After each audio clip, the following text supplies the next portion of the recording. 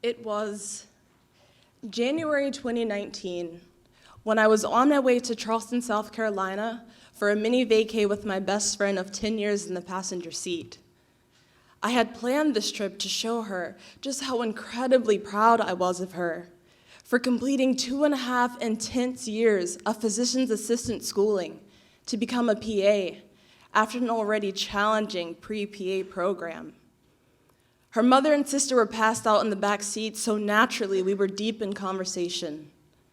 She told me all about her pending job in the emergency room at the hospital she began working at prior to PA school. All she needed to do was wait for the results of her certifying exam. The enthusiasm that filled in the pauses between her words, the way she lit up when she talked about just how thrilling the ER was, I did not feel that. I don't vividly recall all the details of our conversation in the car that day, but I do remember the question I was left with. What am I going to do? See, I started at Virginia Tech in June 2017 to pursue my PhD, studying antibiotic resistance genes and bacteria in wastewater and water reuse systems. So I don't say that I was feeling lost because the work I do now isn't important. Treated wastewater will most likely end up in your rivers and streams and somehow make its way back to us, so it's really important that we have a solid understanding of what exactly is in there. The work I do now is important. Antibiotic resistance is a complex global health threat, so the work needs to get done, just not by me. I couldn't go on allowing myself to believe that this small piece of antibiotic resistance that I was working on was the best work I had the potential to do. As if people like me, who recognize the health disparities that continue to plague our country, aren't needed elsewhere. But ultimately, I realized that I wanted to work with people, not just for people. And I think maybe I knew that all along. For the longest time, I knew exactly what I wanted to be. In 8th grade, I decided I wanted to become an environmental engineer. So that's what I set out to do. And for good reason. I wanted to improve lives by tackling environmental health exposures. And while I did give momentary consideration to taking pre-med classes in undergrad, I kept on the track I was already on because I had a bigger purpose at the time: to be a trailblazer for all the Muslim women whose parents otherwise encouraged them to pursue medicine, while I looked around my classes and saw not only was I the only woman of color, but I was also the only visibly Muslim woman.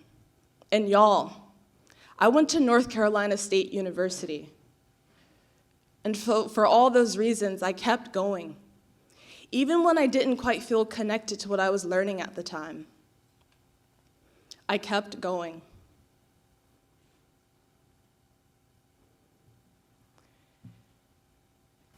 And then I considered what I wanted to do for myself.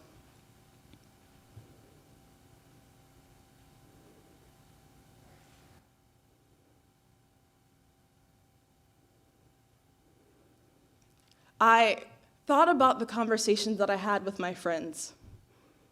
I became hyper-aware to the religious standards that have disguised themselves as cultural standards and the impact they've had on my people.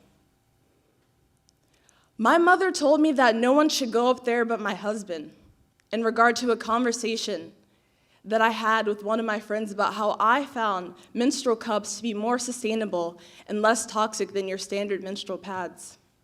And don't get me wrong, whatever a woman chooses to do, or whatever feminine hygiene products she chooses to use is her business. All I could do is hope that these decisions are well informed. I began to have long talks with my friends in their mid to late 20s who had never gone to see their OBGYN. Because if they're not getting married, or already married and therefore not sexually active, what's the point? Or if there's something wrong that can't be fixed at home, what's the point? Some of my friends do decide to go to the OBGYN, but many opt out of certain medical procedures, out of caution, to keep their hymen intact before marriage, as if virginity as a biological concept isn't a myth, or frankly, anyone's business, despite the actual religious standard that we strive to uphold, which is that sexual pleasure should be shared between spouses. I shared these sentiments with my friend in the car that day, and I told her that maybe I should have become a doctor when I had the chance.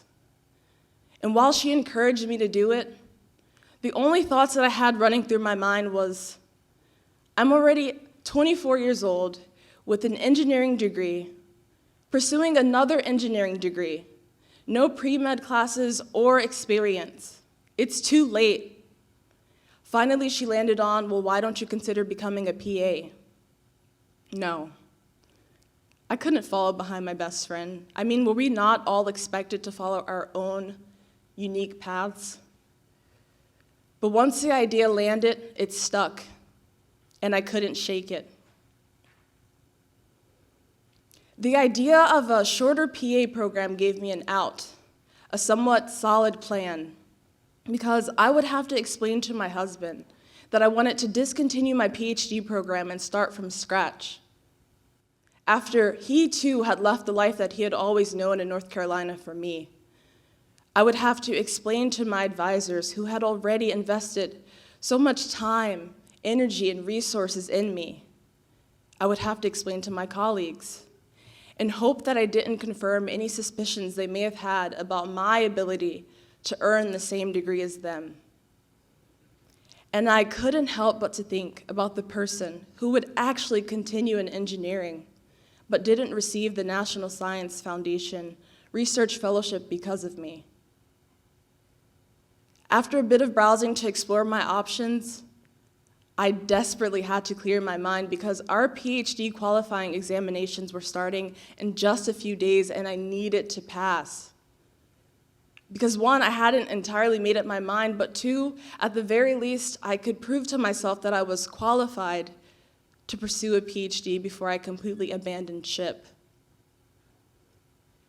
But you don't need to be a healthcare provider to educate. You can do that as an engineer, was my husband's immediate response when I told him about the potential career change. And he was right. That had been the plan up until that point, to start my own women's health blog and leave the rest to the professionals. But that's only if I can trust that they're professionals who have cultural awareness of many groups of people, not just the ones they belong to, who are aware of their own implicit biases and structural racism. And I realize that's a lot to ask of someone. And I don't think we're there just yet, but we do not have time to waste. Therefore, I nominate myself to the challenge to pursue and follow this calling, even when it sometimes feels easier to continue on the path that I'm already on than to quit and start all over. But I wasn't just drawn to be an advocate for Muslim women. I mean, how could I, when as a Black woman I kept hearing the same statistic reappear in my life? Black women are 3 to 4 times more likely to die because of childbirth-related complications than white women. Not to mention, the maternal mortality rate in America has more than doubled in the past 30 years. It's 2020, and my sisters are still dying doing perhaps the most selfless thing they may ever do, bringing another human being into this world. For years, Black women were expected to, too often by force, to breed the free labor that this country was built on, to nourish from their own bosoms children that they didn't birth, leaving their own children behind to be taken care of by someone else. And now, they feel their voices are unheard, drowned out by the stigmas that continue to surround Black women in this country. They are exaggerating. Their pain tolerance is actually higher than their white counterparts. Translation, they are undeserving of mercy and compassion. That's why when I found out I was pregnant back in June, I've tried to commit myself to having a low-risk pregnancy, one that would limit any possible medical interventions. I've attempted to do this by eating well and staying active, except the first trimester, because that seriously does not count. But I wanted to do this based on my body's own capabilities, because how could I put our health in the hands of a system I have so many doubts about? So for now, my plan is to birth at home with a midwife of my choosing, who at our first consultation told me just how frustrated she was to find out that at a local meeting of obstetric healthcare professionals, the main topic of conversation was the opioid crisis. Perhaps very relevant in this region, but according to my midwife, is not even one of the top 5 pregnancy-related complications that Black women deal with. It was the first time in my healthcare that I actually felt seen. So what's next for me? To be honest, I don't quite know. And that frightens me as someone who is constantly living for the next phase in her life. It worries me to my core that maybe I'll lose ambition to fulfill any of my goals and dreams after I take some time to simply exist with this human being that I created. I don't know what 3 letters will come at the end of my name. I don't have a 5 or 10-year plan, but if I could look in on a day in the life of 45-year-old me, this is what I hope I'd see.